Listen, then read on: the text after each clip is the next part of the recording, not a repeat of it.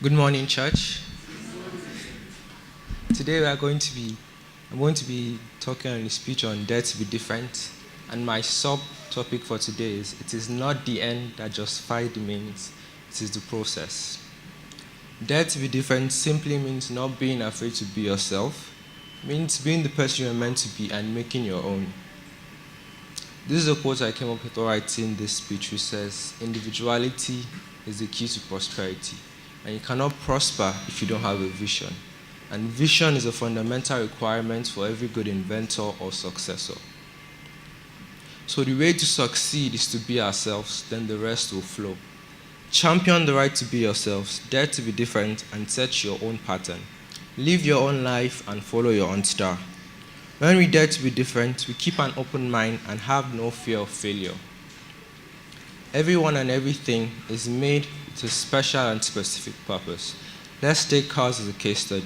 There are different kinds of cars and each kind has its purpose.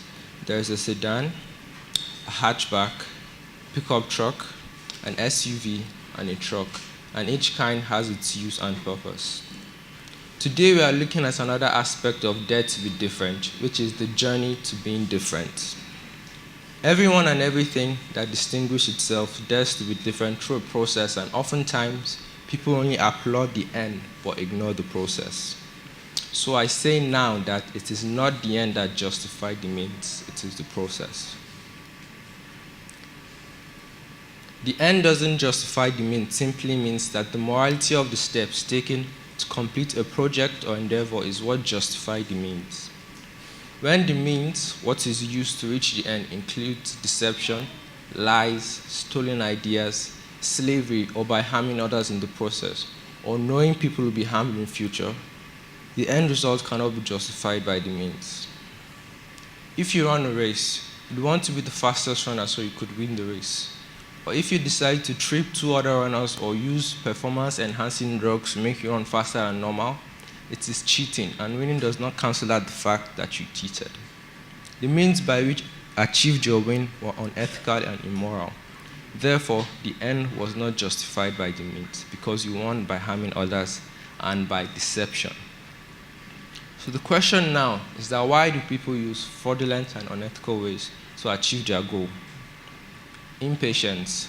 Habakkuk chapter 2 verse 3. For the revelation awaits an appointed time.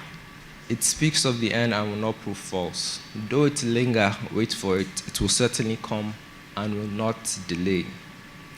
Could be laziness. Proverbs 6:6. Go to the ant, O sluggard. Consider her ways and be wise. Ignorance. Hosea 4:6. My people are destroyed for lack of knowledge. Because you have rejected knowledge, I will reject you from being a prince. And since you have forgotten the law of your God, I will forget your children. Could be that they lack endurance. 2 Timothy 2 verse 3.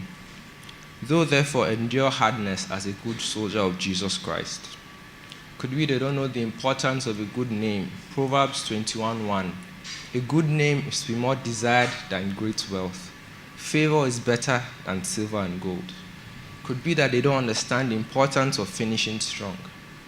For I am now ready to be, 2 Timothy 4:6-8. For I am now ready to be offered, and the time of my departure is at hand. I have fought a good fight, I have finished my course. I have kept my faith, henceforth there is laid for me a crown of righteousness, which the Lord, the righteous judge, shall give me at the day, and not only to me, but unto all them also that love is appearing. Could be that they lack the fear of God. Proverbs 2 verse 5. Then shalt thou understand the fear of the Lord and find the knowledge of God. Could be that they are afraid of failure. 1 Chronicles 22 verse 13. Then you will have success if you are careful to observe the decrees and the laws that the Lord gave Moses for Israel. Be strong and courageous. Do not be afraid or discouraged. Or it could be that they lack vision. Proverbs 29:18.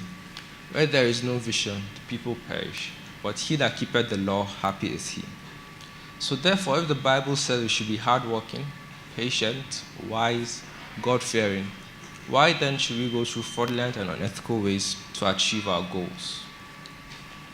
What then is this process that people are trying to avoid? It is a series of actions or steps taken in order to achieve a particular goal with a justifiable end.